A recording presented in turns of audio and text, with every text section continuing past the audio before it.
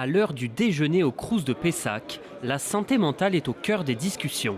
On a une camarade de classe qui a été touchée par ça et après on sait que à Sciences Po même aussi, il y a une psychologue qui est là et ses rendez-vous sont très rarement disponibles. On a une cellule de veille et d'écoute, on a beaucoup d'interventions par rapport à ça. C'est un problème qui peut être lié à l'isolement aussi et à tout ce qu'on peut voir comme dépenses en tant que jeune étudiant. Et les chiffres sont consternants. Un jeune sur 4 entre 15 et 29 ans serait concerné par la dépression. À l'espace santé étudiant, près d'une consultation sur 2 concerne la santé mentale. On a de plus en plus de demandes en santé mentale et de plus en plus tôt dans l'année. Alors le Covid, c'est sûr que ça a été un événement où les personnes se sont retrouvées isolées à un moment de leur vie charnière, puisque souvent c'était des personnes qui étaient à l'adolescence. C'est un suivi adapté, souvent il y a des consultations mises en place avec des psychologues à l'espace santé ou à l'extérieur et un suivi avec des infirmières aussi.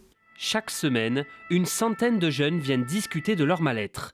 Et pour les aider, plusieurs actions sont mises en place. Nous allons lancer le 11 septembre prochain la plateforme d'observation de la santé étudiante pour mieux comprendre à la fois quelles sont les problématiques que rencontrent les étudiants pour avoir les signaux faibles et mieux orienter les actions de prévention. Et il y a aussi toute l'articulation des premiers secours en santé mentale. On forme près d'1 millier d'étudiants tous les ans sur l'Université de Bordeaux et ses partenaires. Selon une étude publiée cette semaine, les femmes seraient les plus touchées.